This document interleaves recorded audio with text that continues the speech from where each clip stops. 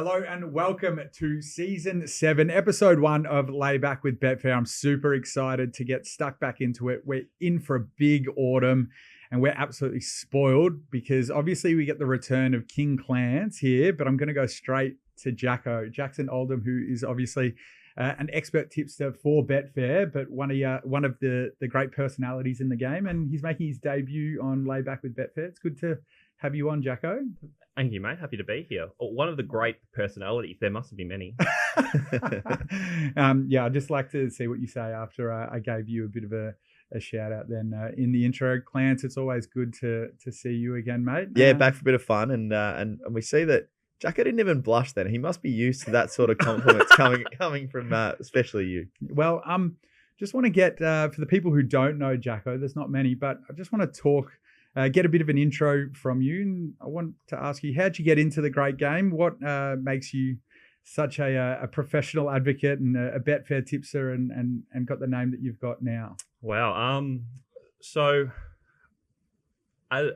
growing up as a kid, racing was always around as a family, but I wouldn't say I had any great role models from a punting perspective growing up, but I always knew I wanted to be around the wagering space. And yeah, turned 18 and went into poker, but before I found horse racing, and did that for a few years, and then transitioned into horse racing and tried some different things and tried and failed, and eventually here we are. Essentially, I find it amazing. Like I've spoken to so many pros, and a lot of them don't come from a horse racing background, and come from something like a poker or whatever, and find themselves onto Betfair because they're good at maths, they're smart, they're analytical. I love that entry into the game. Can you tell us a little bit about, some of your specialties and what you love doing in the game? Oh, some specialties. Well, from a form perspective, I'm very conscious of speed maps. I would say would be the main thing there. Like speed maps, and then finding, on speed tracks and betting that way. And then obviously I do some in play as well, which is a kind of a similar sort of mantra, I would suppose. I suppose finding those horses on speed, that kind of thing. Yeah. And how do you attack a meeting? Obviously, we've done form for a couple, but let's just talk about Caulfield. Yep. When you need to start doing your Caulfield form, where do you start? Yeah, so I'll start on a Wednesday night, and I do the speed maps first, and then I'll do the trials after that. I'll look at how I think the track's going to play, what horses will be advantaged, and then I'll go and have a look at the ratings, watch the replays. And yeah, it's a lot of work. That's what kind of separates the people who do it just for fun and getting into it to the people who take it a lot more seriously. But and also I think when you end up at the Victorian racetracks, whether it be a Monday, a Thursday, or a Saturday, Jacko inevitably is there, and you'll see him going about his business.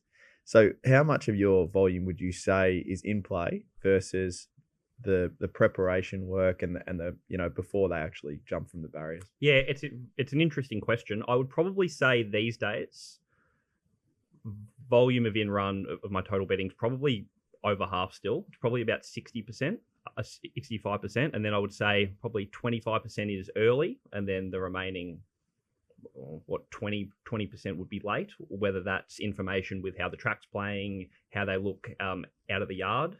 Like this Caulfield meeting, there's a lot of horses resuming first up. So you probably want to be playing later a lot of the time after you've got all that information. For someone that hasn't come from a horse racing background, what do you look for in play? Like, how did you figure out what to look for, basically? I suppose you find patterns watching a lot of replays as you have to do, and watching a lot of races, sort of how races are run, when they're run slowly, what evolves when they're run fast.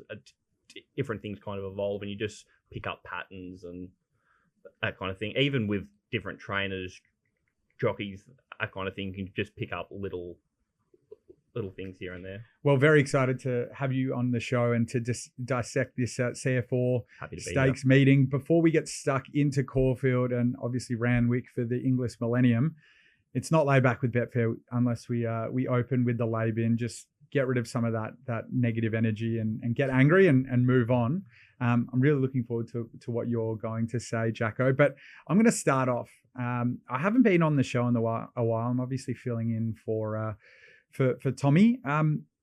And I'd a be- lot more positive than Tom usually starts Yeah. the show as well. Normally, that's where the negativity usually comes from in this place. So it's great to have you here. Well, for the viewers that don't know, I've recently become a father. I've got a 4-month-old now, and I feel like once you become a parent, the realm of lay bins and things that annoy you just opens up. It's going to be very interesting when and very scary actually when Tommy Haylock becomes a dad one day. I'm just going to go a bread and butter one to do with parenting, getting shat on. I just going about my business, holding my daughter, having a smile and a play with her, and she proceeds to just shit all over my arms. So that's parenting 101, something that you need to deal with. You would have thought you'd be used to that from the office by now. Good to know it's happening at home as well, right? Hanging around with you enough as well. Correct. Let's go last with Jacko. Clance, what's grinding your gears at the moment? Yeah, it's funny. You've got months and months to come up with this first episode of the season, and you're scrambling on the morning up to figure out what it is. But the ANZ Darts Championship is coming back to Australia, and it's exciting. As we all know, of course. As we all very well aware. And they're going to Newcastle and Cairns, and Queensland have got 2, and New South Wales got a couple, and South Australia Entertainment Centre, obviously. But they're not coming back to Victoria, and so we don't get the chance to recreate or make amends for our mini riot that we had a couple of years ago when everyone in the venue decided to throw plastic chairs into a big mound, and we're getting a bit of our just desserts at the moment. So it's a lay bin for me because I'd love to go, but now I might have to go over to the Adelaide Entertainment Centre this time to get my fix. I thought you were providing a pun then because you said we don't get the chance, but your South Australian accent came through. I thought you were meaning chance, but yeah, that's a little insight to Clancy's got a funny accent. Jacko, tell us what your first lay bin is. Horse racing trainers. It's going hard. I like it. We're in the middle of a heat wave here. It's been 40 degrees for about a week now, and trainers who are scratching their horses when we get an upgrade to a good 3. What do you expect? What do you expect the track to be? I haven't put 100 millimeters of irrigation on the last 7 days. We had a well-backed favourite yesterday that was 320 into 210. Good fall for the first 5 races. Now, how much does it really change in an hour? Like, I get that it's an upgrade officially, but how different does it really walk in an hour? Up to a good 3, scratched, deductions out the window, the race goes out the window, the form goes out the window. If your horse doesn't like a good 3 and it's 40 degrees for a week, maybe put it in the paddock. I'm not an expert, clearly, but it seems a bit silly to me. So trainers in the middle of summer with a track upgrade, taking their horses out, is in the lay bin for me. It is a bit odd considering you got to float the horse over. All of that costs money. It goes on to the owners. Like, yeah, it makes sense to maybe do a bit of forward planning, thinking if you know it's 40 degrees, as you say. I would have thought so. Anyway. No, that's a good one, Jacko. Very supportive. Let's now we've got our anger out of the way. Let's dive into the CF Orr meeting, the first Group 1 of the autumn. I like this meeting.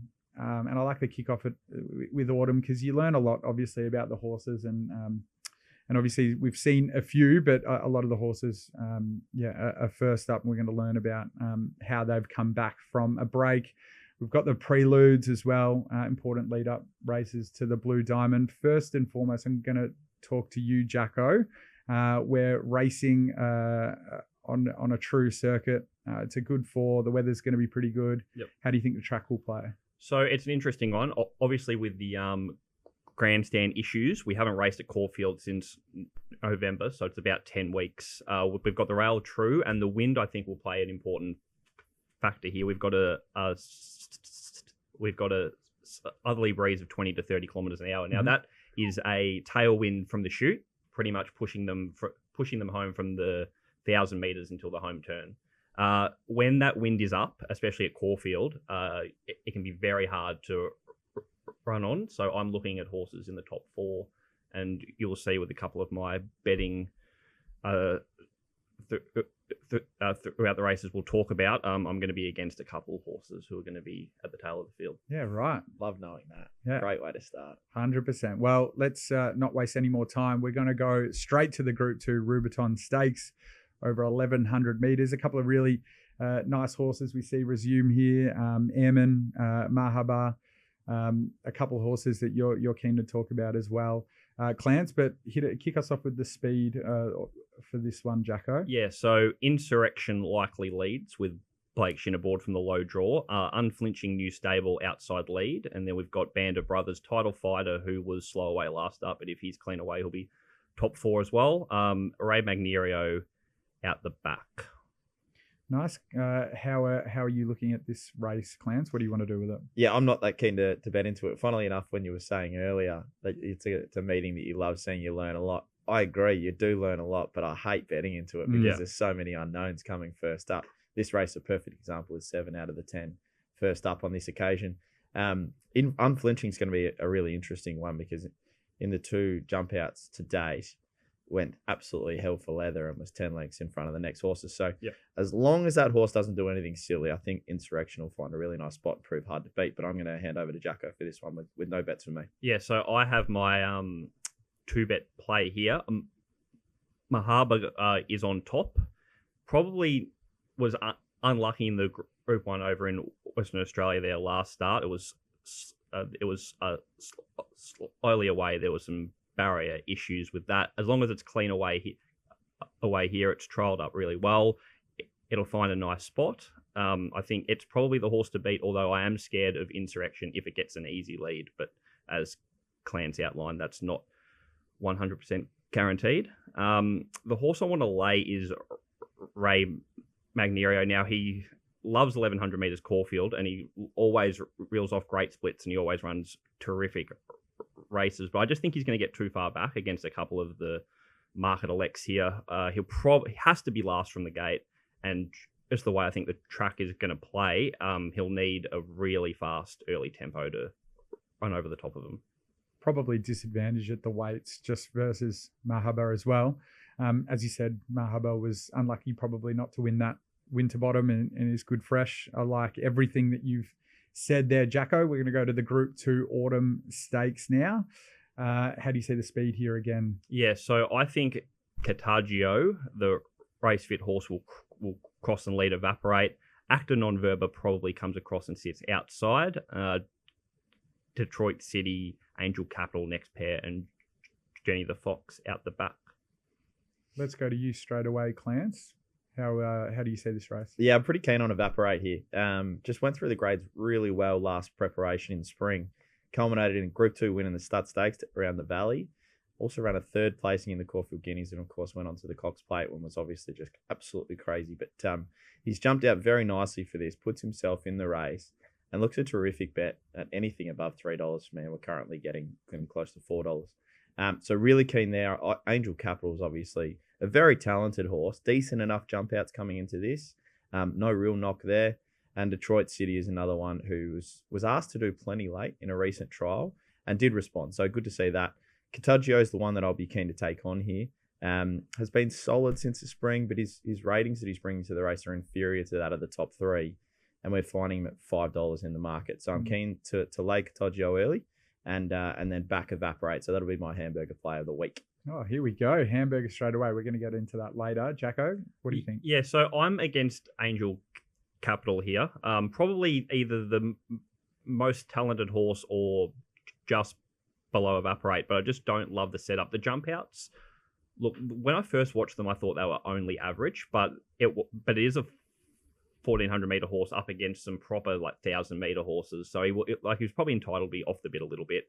I just think he's going to get a pair too far back here against Evaporate, who I think has obviously a lot of talent. He's going to be at least a length behind it. And Cartagio, who doesn't have the ability of the other two, but I don't really want to take him on as he is the race fit horse and he'll be up on speed on a day where I think it'll be hard to make ground. So against the two, Angel Capital, although I can see that he's a very, very smart colt.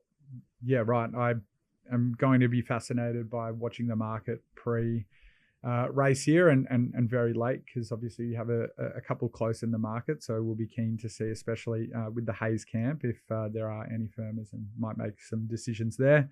Let's go to the Group 3 JRA Plate. This used to be a great lead-up race to the Australia Australian Cup, sorry, but probably not so much in recent times. Galo Chop, Avilius, some past winners. But how do you see the speed in this one, Jacko? Yeah, I don't think there's any Aviliuses here. Buffalo River rolls and leads. I think Marble Arch will come across with Jamie. I was about to say Jamie Carr. Yeah, Can't say that, yeah. Malum on board. I think she probably comes across its outside lead, and Charlton Lane will just get the absolute perfect peach plum. Unbelievable running behind the in behind the speed. Yeah, nice. What are you going to do with this race, Clance? Yeah, I mean, Charlton Lane's an interesting runner here because has by far the best set of consistent ratings, but they're all over 1,400.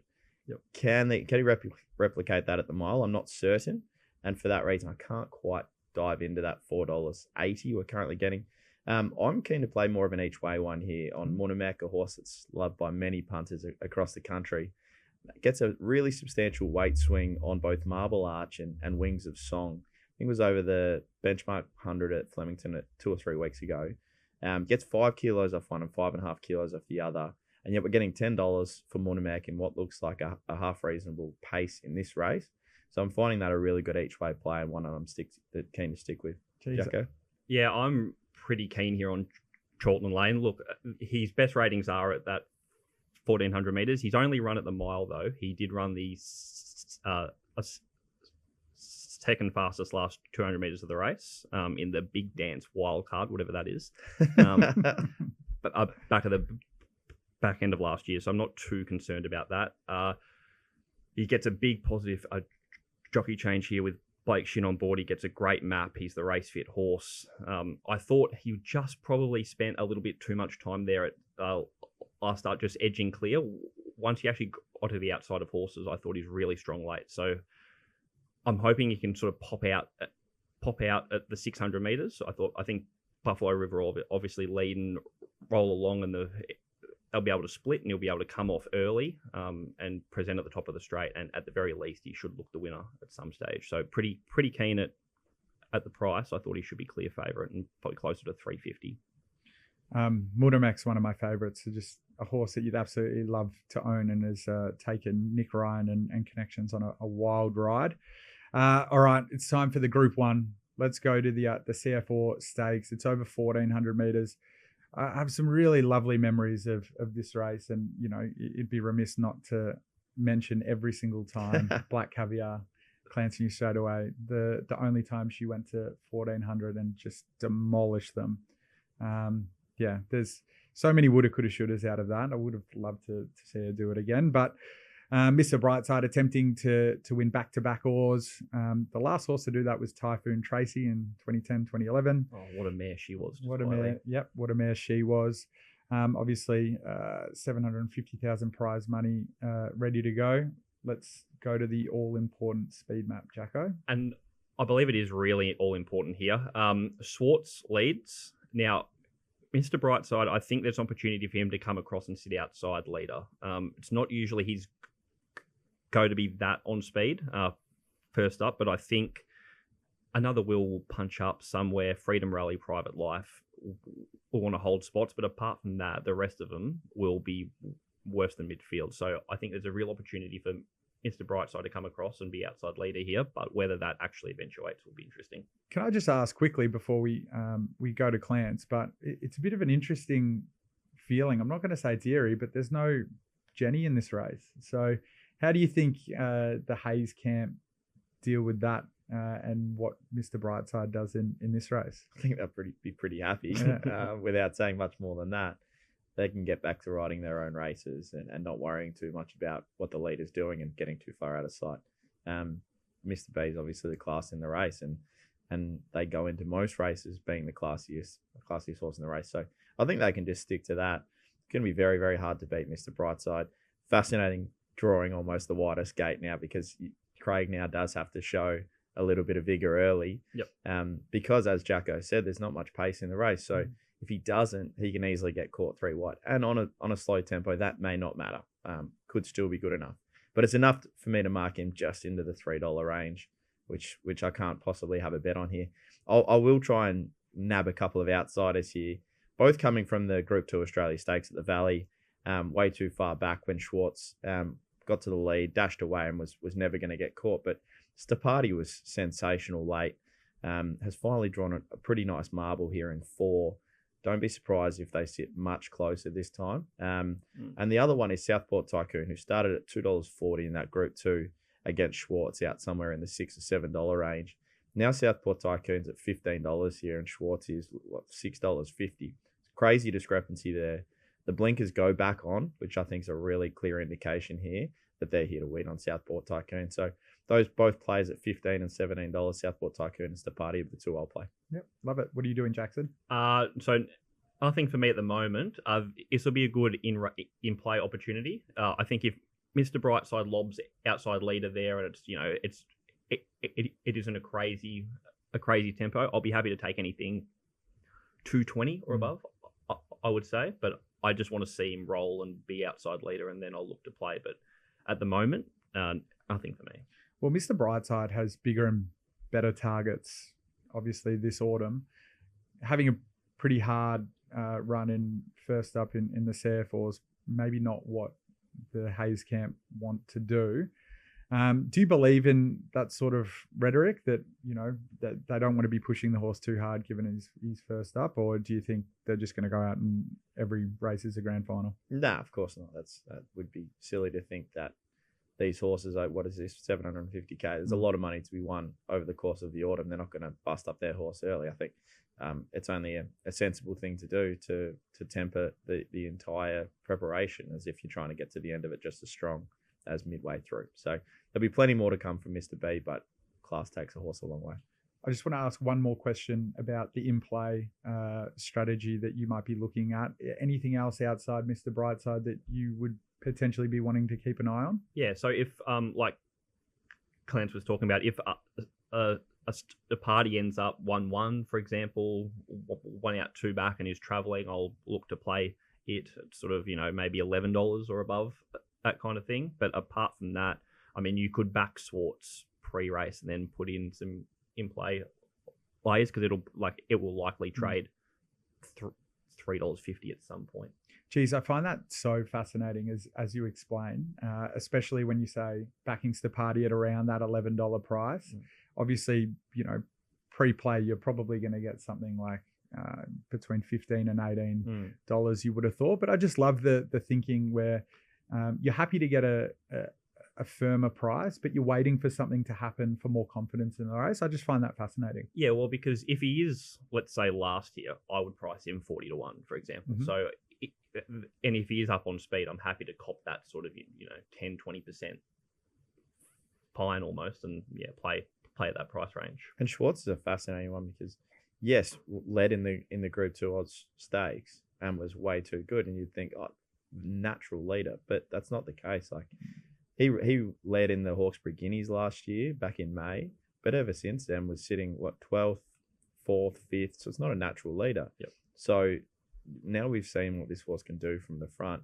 You wouldn't be surprised to see him go to the front again, but it's not guaranteed. So if you're taking that 7 with the thought of laying back at 350, it's probably worth the bet, but it's not a guarantee. No. Yeah, 100%. Fascinating discussion about the CF Orr Stakes. I'm looking forward to that one. I think I'm going to lay Mr. Brightside, just for a little bit of a story for my hamburger, but I'm looking forward to having the horse back at the races. He's a star for sure. Let's go to what caught my eye. We're going to talk about a couple of bits and pieces. Jacko is on this segment as well, which I'm looking forward to chatting about. But a really quick one. Earlier in the week, we had a $1,000 BSP winner at Pinjarra Harness. The horse is called I'm Grafter. The best tote price was $60.50, and you're getting $1,000 on the BSP. It's almost laughable. I can't believe these things happen. But no one was watching Pinjarra, race 8 Pinjarra a couple of days ago. Oh, I only had 100 each way, unfortunately, so I was pretty annoyed at the result. It was only your best bet of the card. I love those price advantages that you're getting at Betfair, and they're great stories to talk about. Look, this is the real one. I want to talk about what caught my eye last week at Sandown. Jackson delivered his tips for Betfair. In his tips, he has his top 4 selections with previews and a few betting strategies. Jackson hit 7 of 8 on top selections at Sandown, a magnificent performance, and obviously 2 of 2 of his betting strategies. You're just in good form at the moment. I am. I'm waiting for it to turn, but at the moment, no, I'm going well, which is a nice change. Well, obviously the punters that follow you on the Betfair app and in your in the Betfair app would be very happy with your selections at the moment, and will be ready to get notified of your CF Orr final selections. But I don't know if you noticed him, but he didn't blush again. He's very used to this sort of behaviour. Now, 7 out of 7 you were. I was. And then, have you ever gone 8 out of 8 at a card, or is that something we're still searching for? No, I haven't. All right. Coming in the last with a Chill Venture, I think it started $6. Yeah. Just didn't get a run until the 100 flashed through. Or beat ahead. Sickening stuff. It's funny like that. You get your 7 of 7, and you're still going to be hurt hard. And you go home angry that you haven't found the last winner. So. Always. Never ending. Always go home angry. The last one I want to talk about is a bit of a product update at Betfair. The great minds of Betfair have got together, and we said, how can we help try find more winners for punters? And we've re-established the Late Mail brand, and I'm so keen to launch it in the next week or so, with the likes of Bella Anderson, Glenn Ingram, Sean Byrne, John Walter, some serious punting names. And what Late Mail is all about is, and I'm keen to talk to you guys about it, obviously the opportunities when you're betting late, you have so many more variables you can consider. Very different to sending in early bets, but especially late in Betfair when you have some of that market intelligence, what's happening with the track. Just want to first, maybe with you, Jacko, tell us some of the advantages you think of betting late. Yeah, well, as I I spoke about earlier, you have the whole picture. You've got your track information, how the track's playing, any rain, any weather, any updates to wind, that kind of thing, and then can overlay that with the mounting yard, how the horse is looking. So you really do have the whole picture, all the information by the time you're 3 minutes out from the jump, 5 minutes out from the jump, and you can see what Betfair's trending to doing as well, which I always keep an eye on. Horses that are firming a lot and that kind of thing. It's a massive component of the game is watching Betfair in the last 5 minutes, right? Yeah. That's when all the smart money comes in. Yeah. And if it'll give you an extra bit of confidence for your own horse, or there can be reasons why a drift is a good thing, but most of the time, if the horse that you're really keen on, it's heavily exposed, they've had a chance to look at it in the yard and it starts drifting, there's probably a really good reason behind that. So a lot of the time, you'll either half your stake or whatever, and then the opposite is, if the market is with you and trending into the firmness, then you're pretty happy to have a proper go at it whilst you're taking, maybe 5 or 10% less. I think that's a really good point as well with exposed horses. Correct. When you've got exposed horses that are out the gate on the drift that you like, there's alarm bells. Yeah. Whereas if you like a first starter, if you like a horse that's unexposed in a maiden or coming out of a maiden into a benchmark race, and let's say the map's against it or something like that, and it's out the gate, you can go, no, I'm happy to still play. Yeah. But if you've got your exposed horses in your your benchmark hundreds and that kind of thing, the late market is very efficient.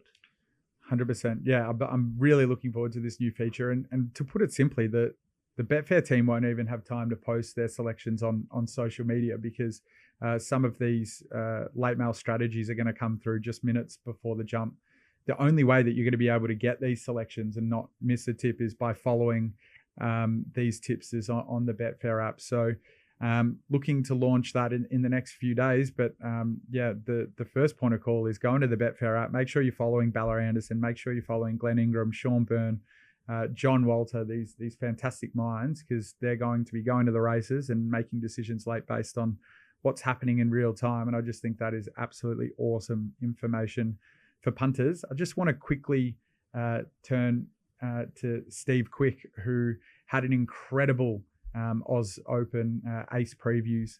Obviously, he's Betfair's tennis analyst. He had an ROI of 5% on his early match previews, which is incredible in itself. But his late mail selections, where for tennis, he's looking at the weather, he's looking at whether the courts that they play on, roof open, close. He delivered an outstanding, stunning 30% ROI on his late mail tips, which is just absolutely incredible. Unbelievable. So yeah, make sure you're following these people in the app, because obviously you're not going to get their tips otherwise. That's a bit of the what caught my eye spiel. Late mail, get ready for it. We're going to move to Randwick now. The rail position, true. This is Clancey's bread and butter. He's done the form for it. We're going to have a good forward track. The weather's going to be good. We're going to talk about the Inglis Millennium. We're also going to talk about the Prince Stakes. Before we do that, Clance, what do we reckon of the track? Yes, yeah, my bread and butter. We're just going to touch on 2 races there. No, we've got a good 4, a true rail, and beautiful weather, 28 degrees and less than 2 mils of rain.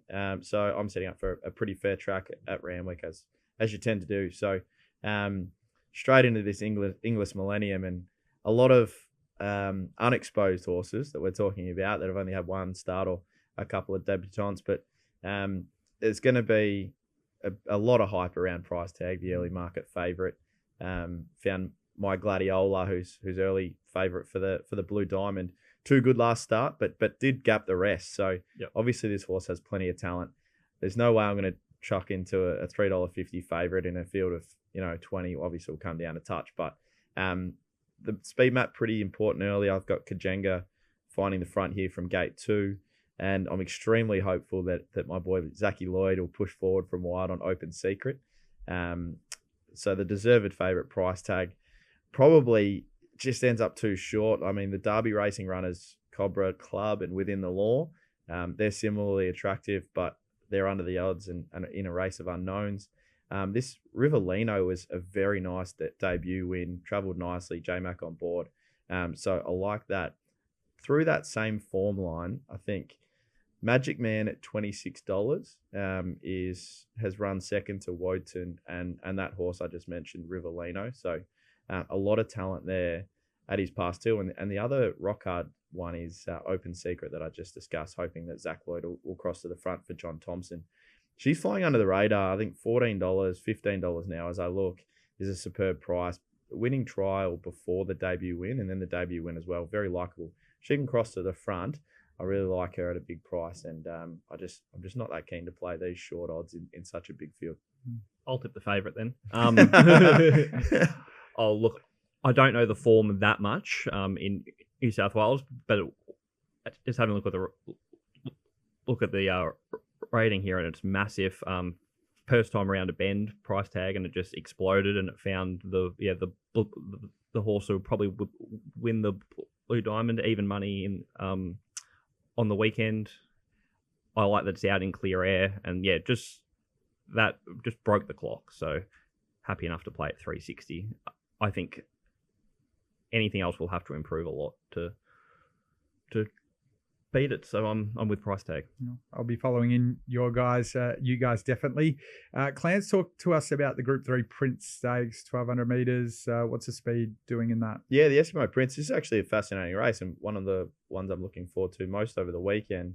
It's over the 1200 metres for a few horses that are going to be much better over the 1400 and even out to the mile. So this is a classic one of those Orr Stakes, Memsey Stakes days where you've got the first uppers versus like who are trying to get further in their prep versus the 1200 metre horses.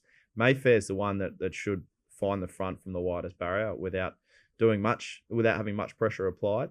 Probably gets the best run of the race, and we were talking about a really red hot Caulfield Giddies chance there before things went wrong from the widest barrier. Public Attention is one that we thought would be better over 1400 and 1600. But these trials have looked particularly forward, so I think it's going to go better than we think. And Snow in May is the one that I'm most keen on here. The lone filly of the field, and she's packed with talent. So showed a really nice sprint last prep over the 1200 and then the 1400. But the mile just saw her out, and I don't think she ran that particularly well. So come back nicely here. and we're getting $7.50 at the moment for Snow and May. I think that's a really nice bet. And Just Party is another one that I'm keen to talk about. Started to rattle off some really brilliant races towards the end of last preparation. Had a nice trial. Will be better for the run. Definite chance. And we're getting $14. It was just really unlucky. Couldn't quite get to a note a couple of times. And then even got run over the top by Prost in one that was a real head bobber. So I'm hoping Just Party can have a bit more luck this preparation and deserves it. The one I'm keen to take on here will be Gatsby's. 1,200 meters is going to suit Gatsby's, unlike a few of the others. But we're $2.85 in a field with plenty of talent in it. So I'm happy to take him on there. Yep. Absolutely no opinion. Look, first up horses who I don't know too much about. I wouldn't pretend to have any expertise here. Well, Clancey's buttered your bread then. Yep. Brilliant work, guys. Thank you for that Caulfield and Randwick rundown. We're getting towards the end of the show. Something that we spoke about last season a little bit, but flippantly, we say the word hamburger a lot, and it kind of dawned on us, do people really know what a hamburger is? So we've decided to start a new segment on Layback with Betfair. It's called the Hamburger Club. Now, what a hamburger is with the lot is when you back a horse to win and you lay a horse to lose, both in the same race, and both bets are successful. So you obviously want to be laying one that's quite short and backing one that's a nice price. That's a good hamburger. We saw a couple of hamburgers last year. Tom Haylock coined the name Hamburger Haylock for a little while. So what we're going to do is we're going to have a Hamburger Hall of Fame. We're going to put all our hamburgers on a sheet and see if we can get the ultimate hamburger. We're going to do one each week. I'll go start with you, Clance. Who's your hamburger this week? I don't think this will start in the Hall of Fame, given I'm backing a $4 shot, laying a $5 shot. But, I'm about the same. But Caulfield Race 7, Evaporate is one of my best of the day. It is, in fact, my best bet of the day, and comes along with Contagio to just not be able to be good enough as those top three in the market. So happy enough. Let's make it interesting and go Contagio the place. Yeah, I love it. That's I was going to say you put some lettuce on that hamburger, but it was just meat in a bun then. There's no Black Angus on there. Jacko, what's your hamburger this week? Well, I don't have anything more interesting really. Caulfield Race 6, backing number 2 Mahaba for the reasons outlined earlier, and laying number 4 Ray Magnerio. It's because of the speed map. I think it'll get too far back, but I will not be laying at the place because it always runs top 3. I'm keen because I'm not going to be on many shows. I'm just filling in where I need to, but I'm keen to just sit atop the throne of the Hamburger Hall of Fame. I'm going to be backing in the CF Orr Caulfield Race 8, number 4 Steparty, and I'm going to be laying Mr Brightside, who is a pretty tough lay, but yeah, I think I mean I love the horse, but first up obviously has a good record, but I think very short, taking up a lot of market percentage, and I think there's some up and coming nice horses in that race that are probably looking to step into the throne that Mr Brightside's held for a little while now. So before I go on to just some best bets, I want to give a big shout out to Nick Foote. It'd be remiss not to mention him here. I think he was one of the people that started the hamburger term. He's no longer going to be on Layback with Betfair just due to other opportunities. He's doing a lot of Get On, RSN, but we've absolutely loved working with Nick. He's a terrific fella, and we wish him all the best. He's still a close friend of Betfair and the show, so looking forward to catching up with Footy and having a beer soon. But let's go to best bets. Jackson, do you want to go first? I'll go first. We're going to Caulfield Race 2, the 2,000 metre benchmark race. Number 10, Emphasize. I think every other horse in this race has reached its mark, and that's not particularly high. Emphasize ran well on debut, got up in trip last start, and was wide exposed, had to make a run from the 800 metre mark, and absolutely trotted in. I loved its turn of foot. I loved its acceleration, and it was very soft to the line. 28 days between runs isn't a concern, as he dropped an Irishman going to the gates last week and had a nice 1,000 metre run around. So will be at peak fitness, I would imagine. In well at the weights, should be probably leaders back from gate 2. Craig Williams on board, and a lot of these have exposed. So happy to take the up-and-coming horse, race 2, number 10, Emphasize. Beautiful. Clarence, best backer and lay? Love hearing that. Evaporate, as touched on, will be the best of the day. And Randwick, race 8, number 2, Gatsby's, in a pretty tough race. I'm keen to take him on. Super show, guys. Well done. Looking forward to kicking off the autumn in style. Just for everyone listening, watching, the guys, we're obviously filming on a Thursday, recording on a Thursday. A lot happens between now and Saturday. So make sure you're following them in the app just to get their final tips, and then you'll obviously get a notification when they get sent through. Thank you, Jacko. That was an amazing debut, but as to be expected, Thanks you're for probably having me. expecting the compliment as well. Never expect anything in life. I appreciate being on. And good to Thanks see for you having me. again, Clance, as always. I mean, we see each other basically daily. Actually, I just want to mention, Clance, we're doing a little triathlon. We had a training session yesterday. Excited to see you in a tri suit, mate. Oh, yes. I wouldn't be excited if I were you. It's not pretty viewing. But what I will say is MSAC, we're not going back there. They were way too serious there. There was whistles in the morning. Yeah. There was actual swimmers there. Yeah. I don't know if we'll be going back there anytime soon. A tri suit is just, I'm convinced that no one can look good in a tri suit. I've done a triathlon recently and I just look like a bowl of lard, basically. But I'm looking forward to doing that with you. We'll get some pictures up maybe of you when the time comes. Oh, please don't. Yeah, it's gonna be like warning graphic content. Our producers, will supply the appropriate warnings. Thanks so much, guys. Good luck, punters. Enjoy CF Orr and CF Orr Stakes Day, and have a good day. We'll see you next week on Layback with Betfair.